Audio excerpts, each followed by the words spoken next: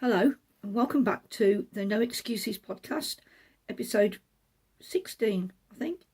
Link check. My name is Anne and I live in Worcestershire with my hubby and our dog. Our dog's not very well at the moment. He's been a bit poorly, been a bit sick. Hopefully it's just a little passing bug, but keep an eye on him.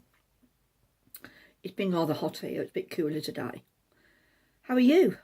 I have got a few more subscribers in the past week to 10 days, and that's nice. So welcome if you've just joined us. Welcome to our little community. And let's talk about today. We have got, well, I wouldn't call it a disaster, but let's just call it a disaster, not a disaster. Anyway, you'll see what I mean. And we've got a new start, but we've got nothing finished.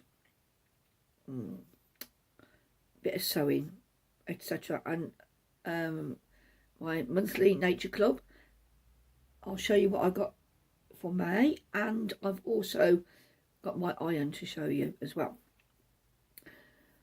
And plans. Yes, I've always got plans, you know that. I might not get there, but I've always got plans. Anyway, how are you? As I say, it's been a bit warm here, and we got a dull day today. Put some washing out though, and it's sort of dried. Still a bit. It's not as crisp as you'd like for this time of year. Yesterday was really, really warm when the sun was out. It's and all the flowers are blooming, and they look rather nice. I might say so myself. Well, I didn't plant them. Tom did. You know, I've got nothing to do with them really.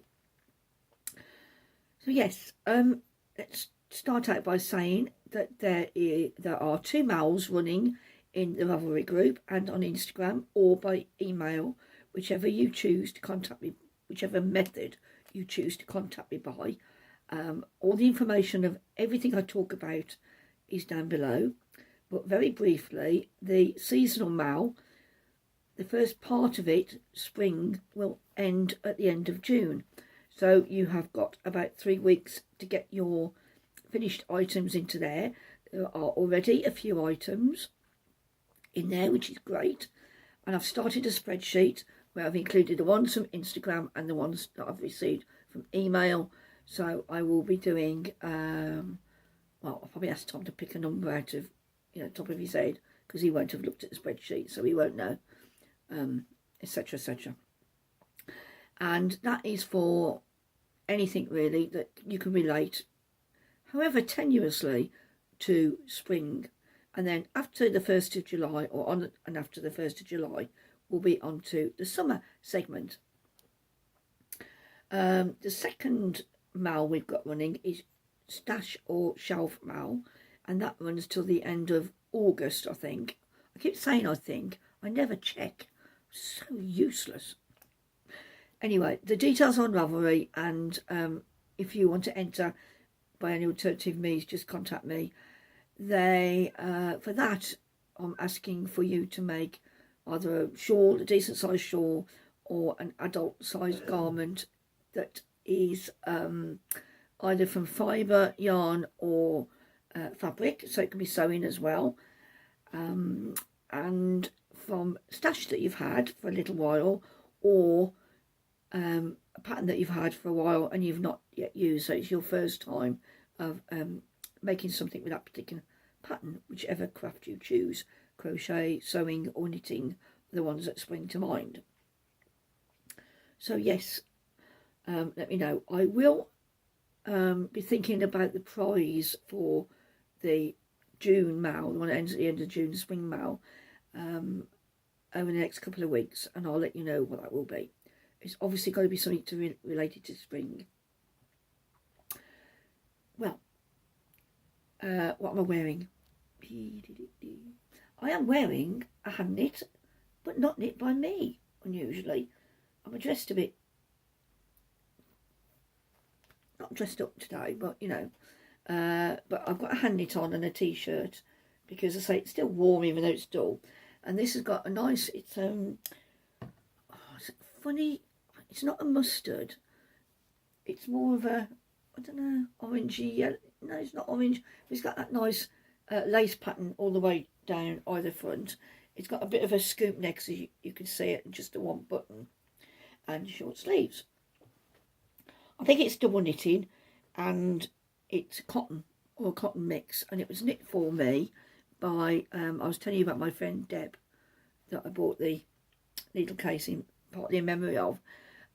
Deb's mum, Barbara, knits a lot, and she knitted this for me a few years ago for my birthday, which is very nice of her, and I do wear it.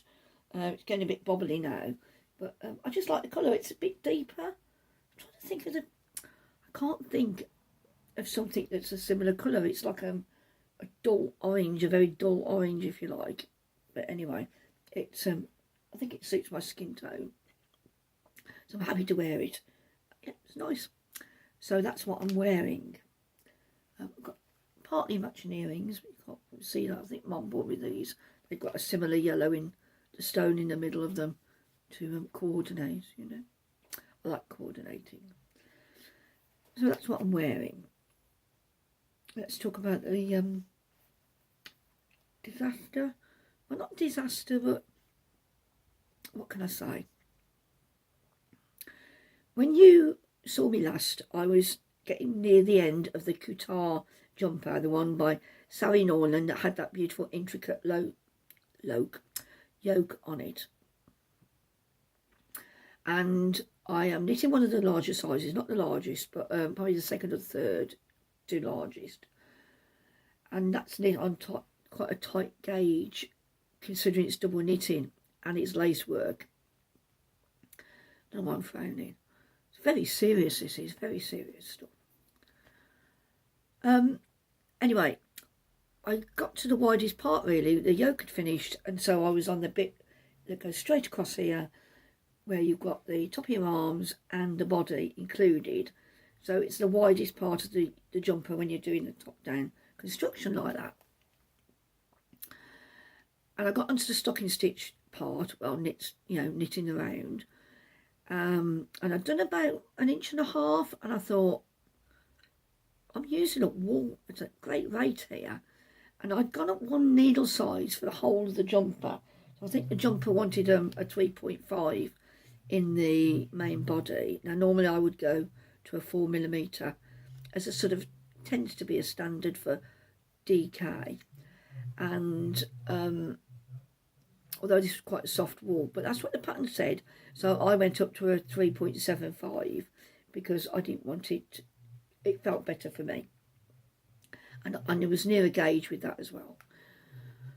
And I thought, oh, I'm going to run out of yarn. So I did a quick recce of how many skeins I had left, because I didn't really want to use the lime green that I've got that goes with it as a block at the end or anything. I thought that would look a bit weird. If I was going to use that, I would have used it as an edging at the start of the neck and the cuffs and, you know, that sort of thing. But I wouldn't want that to detract from the nice yoke. So anyway, I was trying to do it all in grey, and I had 6 skeins. That's 600 grams, and that should have been more than enough for a jumper for me. But you know, this is like a broken record, isn't it, really? And I realised no way at that gauge was I going to get this jumper finished. So in the space of about 20 minutes, I went from thinking, looking at it, thinking, to ripping it out and starting to rip it out. It took me a little while to rip out because the yarn was slightly sticky, and some, you got a lot of twisted stitches and things. I had to be careful how I pulled it. And now the grey yarn is back in the drawer because I don't feel that disappointed, really. It's weird, isn't it? I should be devastated that I've spent all that time doing that beautiful yoke. But I think I've got some yarn that will probably suit it better because it's a higher twist. Twist is like the way I do movements to everything as well. It's a higher twist, and I think it will show up the lace, because it's quite a tight lace. It's not a very open lace. It'll show up a lace a lot better if I use a different yarn. And I think we'll be going back to the original idea of having a grey cardigan. And then I'm quite happy to use the lime as well. But I shouldn't need 700 grams, even at my girth. Anyway, so that's what's happened to the Kuutar. And yeah, it's a shame, but I will be making it again because I do want to make it. I bought the pattern to make, obviously, and I've got to stop buying patterns because I like them and not making them. Perhaps I could enter it into my own mail. Obviously not to win anything, that'd be silly. Giving myself presents. Who ever heard of buying themselves things, nice things? But yeah, I could enter it into that, couldn't I, if I get a wriggle on. But as an alternative then, because I've been going round and round and round on the Soldotna, and I've made a little bit of progress, but I keep falling asleep at night. I'm in the chair, in the armchair. I get out of my wheelchair at about 10 o'clock, and Tom and I watch a bit of television. And when I was at work, I used to fall asleep regularly in front of the telly. I was that tired. But since I've not been at work, it hasn't been something I've made a regular habit of. Possibly because I don't get out of... Sorry. I've got a bit of hair on me. Keep catching on my face. It's making me itch. Yeah, I get up so late that I don't really need to sleep in the evening. But I think it must be the hot weather or something that's making me more tired at night. So I haven't done as much on the Soldotna as I could have done. But it's getting there slowly. I need to measure it. When it's about an inch or more longer, I'm going to start adding some more colouring to the hem. Like I had in the first place. Okay. So that's my knitting progress on what you've already seen me knitting. Now, I haven't written any notes, so you know, this is me on the fly, as it were. So I decided it was summer and it's about time I knitted something for summer. I've got a couple of tops. I've just literally today changed the wardrobe around from winter to summer with Tom's help. And I will wear some of the tops that I've knitted throughout for the next few podcasts. Why? The weather's warm enough. But I asked Tom to get me a couple of IKEA bags down. I've got these great big clear IKEA bags that have got like a piece of A4 in with a number written on it. So Tom stuck them around the loft door, so I can say I want that number, and he just grabs them. So I got him to get me 3 and 10 down the other day, which will mean nothing to you unless you go and have a look at my Ravelry. But I knew that one of them, the one I wanted, was one with lots of cotton and linen in. So I'd asked about cotton linen patterns and things, and Sal from Welsh Sal gave me some suggestions. And one of the things she sent me, and I don't think I've got the front page because I don't usually print out just a photograph. So I'll show you this little one. It's a free pattern, but you can see it's a V-neck. Hopefully you can see that, with an eyelet detail on, and it's a worsted weight. Now I've had some very nice cotton from Sublime a few years. I think I've had it since about 2014. And also I bought a set of lovely linen from Namlio on Etsy, and I've actually met her, and I've got a needle case I meant to show you, but I'll show you next time, that I bought from her at Wonderwall one year as well. And she sort of specialises in dyeing her own linen. So I put the colours together, and I'll put some colours, photographs of the colours that I've taken off them when I put them in storage. And I actually did a swatch, and using the pattern as a template, I have started knitting this top. And this is going to be, and it's all the colours. And what I've done is I've got, it's a bit rolled up at the bottom because that's where the hem is, obviously. It'll have to be forced out.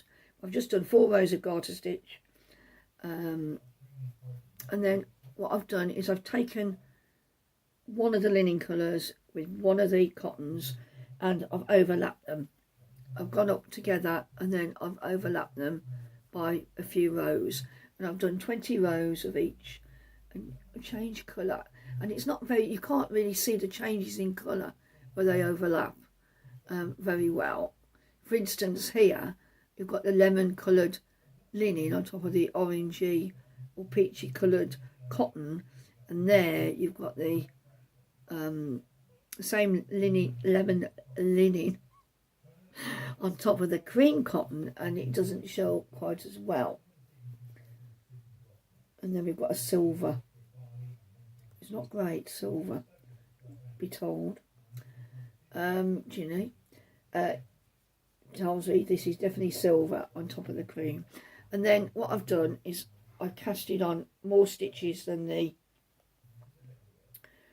pattern says, just to do the armholes. And I've got right at the edge of my first 2 stitches a reverse stocking stitch, and I've carried that up over the arm, so that's like it's almost like a faux seam. I've just done it for something a bit different. And then I'm doing 12 rows of each colour, but they're overlapping, so you've got 12 rows of the silver, and then the ginger linen, as I like to call it, overlaps the grey silver with the darker cream, and then so they're sort of going like that over one another.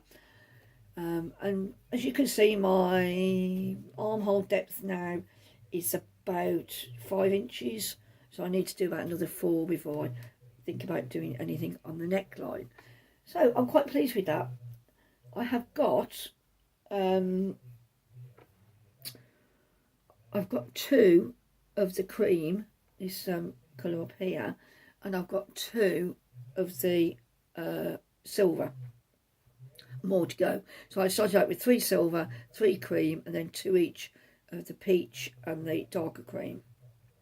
I've got plenty of yarn, but I'm mindful that, although I've got a V coming in here, so I use a little bit less on the front, I'm mindful that I need to be careful of my use, so that I don't run out of yarn again.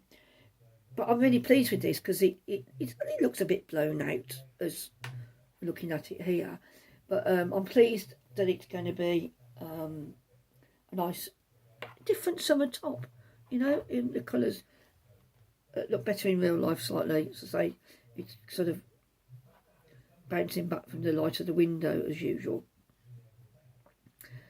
What was I going to say there? I swatched, and then when I started knitting it on a 4.5mm needle, I thought, oh, if I did it on a 5, it might not weigh so much, because you know cotton can weigh quite a lot, can't it? And then this is why I think this is probably a cotton mix, because it's a bit lighter. So I undid my swatch and did it back again in the 5, but that was a bit too loose. I didn't like it. I didn't want it to be seen through. It wasn't see-through, but it felt a bit floppy then, because I'd washed it. I'd actually washed the swatch and let it dry on the table. I don't think blocking cotton's a very good idea sometimes, because it can grow.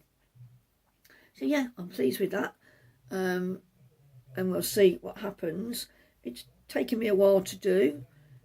I found it a bit warm to knit some days. I tend to sit outside and knit happily along, you know, for a few hours, but and I've been distracted by other things. So yes, at the moment I'm using this, which I'm calling my brown linen. I've got a little book, so I'm writing down every changing row, so I can just copy it. And I've got this cream. Look at that! It kind of looks like it's I don't know. I don't know what I'm saying. It's really blowing out. Let's put it that way. It's cream, so I'm using that near the top, and I'll just do narrower stripes. I think the 2 yards I've got more of. I've got plenty of linen. So yeah, so I'm really pleased with that because it gets me using my linen, and it gets me, yeah, that I've had it in, and I get another top out of it. Now I have got some more linen to show you. I've just realised. So when I stop this in a few minutes' time, I will go and get the other linen that I ordered when I spoke to you last time from Midwinter Yarns, and I've caked that up where I bought it. Anyway, either way. So, what did I get in this month's Nature Club? Well, I got this bag, this lovely tie-dye bag, which I assume Emily did herself. She's a very clever girl. And this is Emily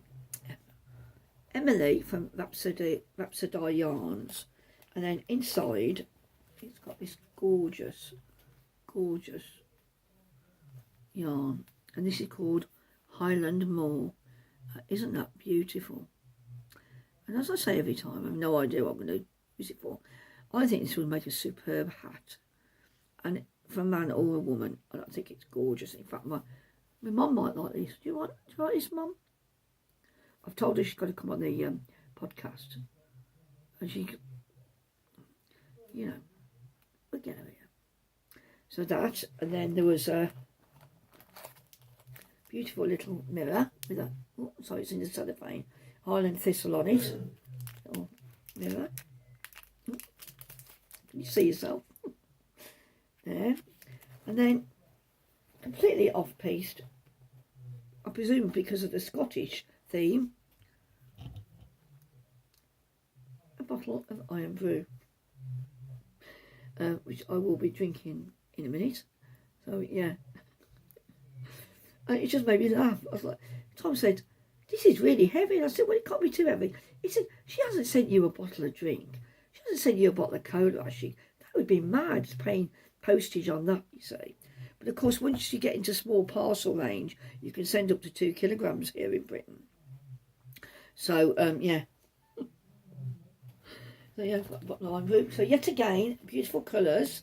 And thank you very much. And, you know I say it every time, but for the money, I think it's great value from Emily. And it's great having a club that you know you're going to get something decent from. So yeah, there we go. Now, I'm going to stop my video. I'm playing with things. I can put stuff away so you don't see me going like this all the time. I'm going to stop the video and I will be back in, well, you won't notice how long I'm going to be. Put some things away and get some things out. So I'll see you in a minute. Okay, ta-ra. Hello, I'm back. Are you still here? I think I talked quite quickly through that first bit, so apologies. I hope you kept up with me. Let's talk about what I've bought recently. Last time I forgot to tell you about my iron. In fact, I forgot to tell you why I needed an iron, a new one. At the beginning of the year, when I started sewing, I bought a little cheap travel iron from Argos. Tom went and picked it up for me down the road. It cost well under a tenner.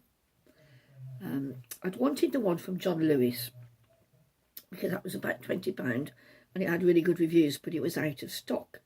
So I thought, well, I'm hopefully going to do a bit of sewing, but I need something lightweight. I mean, you can see the iron behind me. That's a bit heavy for me, especially when it's got water in it.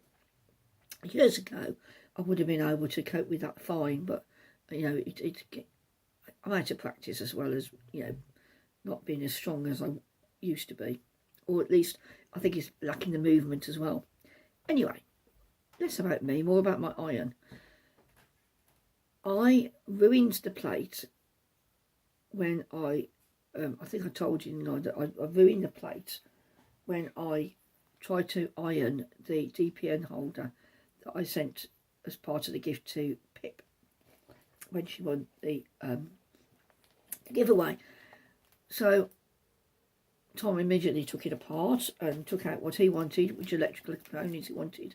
And I went on the internet and I bought the Prym Iron, which seems to be a great favourite amongst sewers and quilters. and I thought this is going to be fine for me. Now this weighs quite a lot, but it's got a plug unit in it and everything, and possibly a transformer. So I haven't got it out of its packet because I've only just undone the box it was in, where it's been for about a couple of weeks. Now I bought this from Empress Mills, who you may or may not recall I bought some wadding from, and that lovely bee fabric I showed you. So they sent me this nice card. Stay safe and happy stitching, and it tells you who packed it and the number of your order on the back. So they sent me this, and I did a search for because the cost of this varies quite a lot. The retail price apparently, allegedly, is about £50, but I got it for considerably less than that, nearly half of that. I am trying to make an effort where I can not to buy off Amazon. If it's only Amazon that I can get it from, then I will buy it from Amazon. We are Prime members, and I shouldn't waste my money really, because we don't use a lot of the other Prime benefits. So yeah, I'm trying to avoid Amazon, and if I can go direct to the suppliers, and this was actually a very, very similar price. So I had that, and I started looking around. When I thought I could do with a stand as well. It's a little iron, and they do this stand. I was hoping for the bright pink one. This is black, and you can see you can stand your iron directly on this little silicone one, and made by Prym again. And I had the stand, and something crucial for me, little finger protectors, and sole plate cleaner, and all Prym. So, and all these together, when you buy this pack of 3, it was much cheaper than buying them individually, because I was thinking of buying the finger protectors and the plate rest anyway. So I ended up with quite a good deal, I think, from Empress Mills.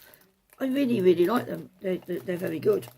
So yes, I'm really pleased with that. I've yet to use it, as you can see, but I need to do some. It may be that when I make my wonky bag for the spring mal, then I will be using my iron for the first time.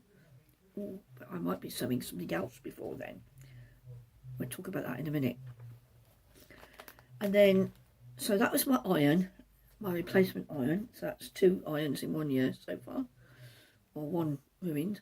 And then I'd gone on to Midwinter Yarns, thinking I would make myself a top. Now, I have already got some Lithuanian linen from Estelle's company. So why I couldn't have used that, I don't know. But I bought 2 of each. I'm going to make the runway tee, which is made in that linen, and it looks like I needed 2 of each because it's quite a good meterage on here. Sorry, I've just had pop. I've just had some iron brew. It's making me burp. So unprofessional. Let me distract you from my burping. This is the putty colourway. It's a bit darker than that, obviously, because of the window. And that's quite not bad. This is the bronze green, and it's greener than that. But that's the bronze bit you can see. And I can see the green bit. That's bronze green, and I think the 2 of them look really nice together.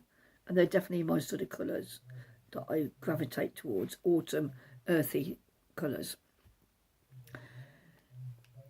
And when I got them home, and I thought, these are never going to make me a t-shirt, not old fat me, So when I got Tom to get the bag down at the loft, I got him to get me this. Is this O'Donnell, exactly the same yarn from Thingy, and I think they will go nicely together. Oh. Do you think? Yeah. And the idea is, if you look at the runway tee, and I'll put a photograph in, it's got a row of eyelets in between on the coloured wide stripes with eyelets, but I'm going to use this instead of the eyelets because I'd rather have thin stripes, and I don't really want those eyelets look quite big. You know, basically, I don't want my old tatty bras showing through, do I? I could do with some new tatty bras. About time I bought some. So that's my linen, and my linen will be knitted up as soon as I've done that cotton and linen top. So it's nice to have plans, isn't it? And it's also nice to have plans that I'm prepared to stick to. So, you have that feeling, you know, that you just want to do all the things all the time. I know. It's hard, isn't it? It's hard to resist. And I know that if I start lots and lots of projects, which some people do, and some people manage, and it's what they need, you know, it's how they do their crafting, and that's fine. I can't really do that myself, because I'd like to get a big chunk of something done before I can start something else. Possibly might be persuaded to cast on a third thing here. But you see, if I cast on a third thing, because I've already got the Soldotna to finish, and I've got the cotton and linen top now, and I've got that linen top waiting in the wings. If I cast on another thing now that isn't the linen top, then I'm likely to leave the Soldotna, because that's my least favourite thing to do at the moment. I might feel, and I might work better on the Soldotna once I start doing a bit of colour work at the hem, and then it might fly off the needles. I don't know where I'm going to put it, because all my winter woolies are locked away. But I'll need washing and blocking, so before it gets shoved somewhere. So, and I'm telling you all this because I've had out on the side on my ironing board now for over a month, which isn't very good because it means it's in the sun. Well, not direct sun, but a pair of skeins of yarn. They're both merino singles, and I'm going to make a shawl out of them. And my mum's going to say, what do you need another shawl for? Because you've got loads. Yeah, but I love knitting shawls. And I want to make a shawl from this pair. Now, that looks much brighter than it is in real life. And you can't see the colours in that, so I'm going to put that near to you. That is gorgeous. This is Florence by Alison of Biff Sugar Yarns, and in here it's on like a natural base, peachy base. It's got brown, purple, even a tiny splash of blue occasionally, yellow, pink. Oh, it's just gorgeous. And I'm pairing it with this, which is called Penny from Cosmic Strings, and then I had this for Christmas. I think I've got 2 of these, and then I bought a coordinating skein to go with it off, you know, looking at the pictures online. But actually when I got them home, they weren't an exact match. I mean, I'll do, but this goes much better with the Penny in real life than the other one did. I can't think of the name of the other one offhand. But anyway, might have been something like, no, kind of in trouble. So I'm going to make a 2-colour shawl. I have a couple of options available to me, but the one I really like to do is Thundercloud, is it, by Truly Myrtle? You know, you get these podcasters that are really, really professional and they've got everything laid out. I mean, I normally make notes of what I'm going to talk about. Today, I'm just going with it. So if there's a few ums and ahs, or even more than usual, and I talk twaddle, I will make up for it by putting information down below and also at the bottom of the screen where I can. So yeah, so I've only got 2 skeins. It won't be a huge shawl, but that should be plenty. And these are being singles. They're 366 metres per 100 grams. But oh dear, I can't help myself, honestly. I can't. So I had this and I was winding it up yesterday, and I was queuing and ahhing. I was like, oh, this is beautiful, and this would look so nice in a little fitted cardigan, you know. Oh, this would look so pretty. But there's no way I'm making a cardigan for me, out of singles because, you know, they wouldn't last a season. And I can also see it being the sort of colour I'd wear is blowing out a bit. I'll see if I could put a photograph of the two on the screen. When I buy yarn, I always take a photograph, put it into my stash on Ravelry. It takes me hours, but I'm really pleased that I've done it because I've got a proper record then, where and when I bought it, how much it cost me. But of course, yeah, it's not like I'm going to sell it on, is it? But yeah, I like to keep a record of things. So I started looking at this and I was thinking, this would be really, really nice as a cardigan. So a couple of years ago, I bought most of Alison's yarn of the month. Love them. I love all of Alison's colours. She does great speckles, which I really, really like. And so today, because it started gnawing away at me, you know what it's like when you've got to have something. Today I've written to her and I've said, Alison, because she does a bit of BFL, she does BFL 4-ply, high twist. Perfect for me. You know, convincing myself here. Can you send me a photograph of Florence on BFL? And it's darker than this, but I don't think that's going to be a problem because obviously different yarns take the dye differently, but it's still got all the colours in that I want. So, and I think that's the main thing. So I'm going to ask, she said she'll do a custom dye for me. So I'm going to buy it. And there you go. And that's, and then I'll buy it and I'll put it away. And then, you know, when I had those two bags down at the loft, it reminded me that I am sinking under yarn. And I don't want to do anything like a de-stash because I want to keep these yarns. I've got every intention of using them. And most of them I know what I want to make or what sort of thing I want to make out of them. I don't feel guilty for buying them. You know, it's my main interest. So before, you know, we don't go on holiday or anything, that sort of thing. But how much yarn can one person work with at any one time? Especially, Anne, if you have to keep re-knitting everything that you do. Okay, so I keep thinking there's something behind me I need to show you, but I don't think there is. Okay, so I should do something else. Let's have a chat about what I've been doing then. On Monday, we went to see my sister. My sister moved house last July, and we've not been there yet.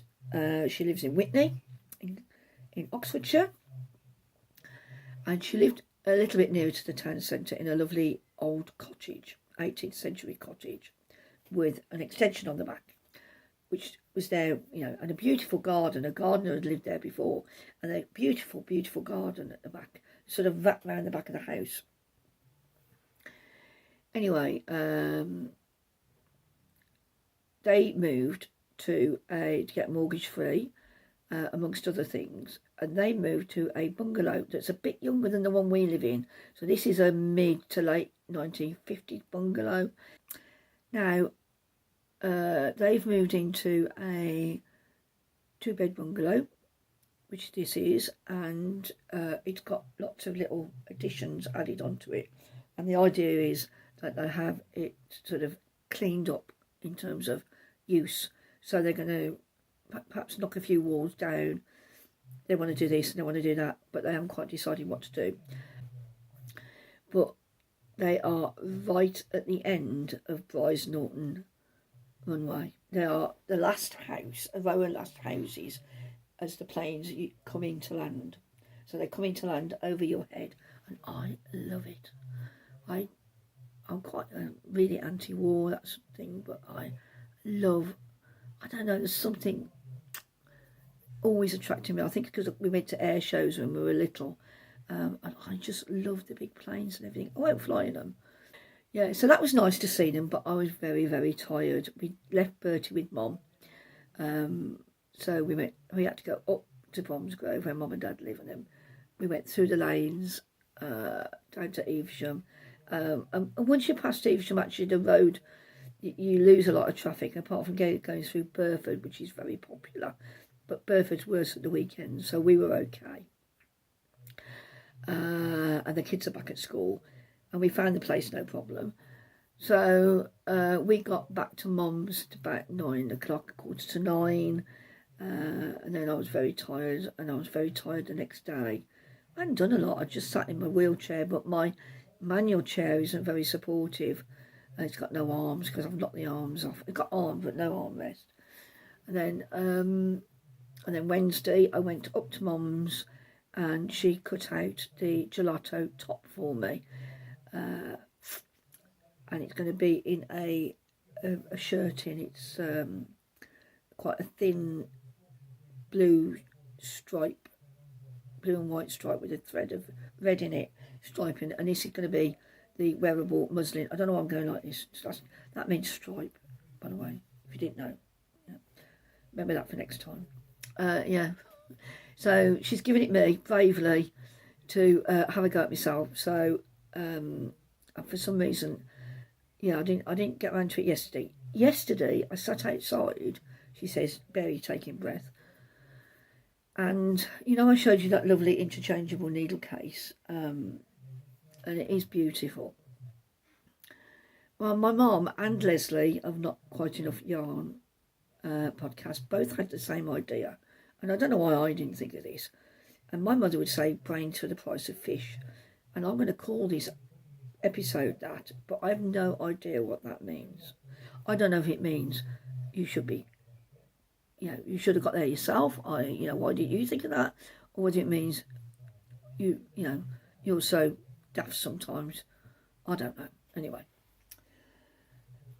And they both said, why don't you just put a running stitch down at the height you want the pocket to end? So Mum gave me some matching thread yesterday out of her extensive stash of everything that she's got. And I sat in the garden and I chose a nice little needle and I sewed the length I wanted to do. And when I did it all, I realised that I'd only sewn the actual pouch. The pouch where you've got all the lines is double thickness. And then behind that, you've got that lovely Essex linen that's sparkly. That is fastened to. And then separate to that, you've got the front moth fabric with an interfacing or wadding on. So you've got all those layers. So I undid it all and I started again, and I was going in like that. I separated the front from the back. So I knew I was going to attach the front to the back. The inside to the outside, I should say. And I stabbed it in, and I was trying to do little stitches, do back stitch, so that, I sealed it all. And I was going in like that, so I should have definitely got there, but I still wasn't picking it up. So I need to think of something else. It may be that I've got to put something down there, down in the slots to be able to use them. So, I need to think of something else. And there's no way I'm going to start undoing stuff, not after all Debbie's hard work, and it is my fault at the end of the day. But I want to use it, so I just need to get something down there or find a better technique to sew. So that's what I did yesterday, and then if I can get outside tomorrow, I might start transferring the markings from the pattern onto the fabric, and then I can start sewing. She laughs. Yeah, the good thing about the indie patterns, and I think this one's a Liesel & Co., is they give you a lot more information than the big four, i.e. Bird or Simplicity, etc. They sort of assume that you know what you're doing. But they're the ones I've used up until now, and when I say that, with the 30-year gap in between my sewing, But things like tailor tacks and markings and notches and what they mean and, their significance, all they've stayed with me somehow, not through practice. Right. So, yes, and that's it. We have got, there's lots of things I could talk to you about. There's lots of things I could sit and say. I've been in contact with Kaz today, and, she's okay. David's service was Tuesday of this week, and she said it was lovely. And of course David well known, so she said there was a procession through Fort William and the cortege was taken through there, and some businesses shut down for the day out of respect for David. And I wrote to her because I wanted to ask if they were, if she was having a charity that you could donate to, and she said yes, the PDSA. So I'm going to go and send them a bit of money in a minute in memory of David. Yeah, so she's okay from what I can tell, you know. She's strong. Okay, I'm going to go now. I hope you understand this. I'm not getting any better. Oh well, that's me. I'll speak to you very soon. Take care, and don't forget to come and enter the malls, you know.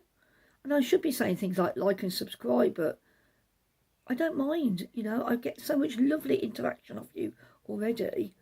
You know, you do what you want to do. Okay, ta-da a bit then. Bye.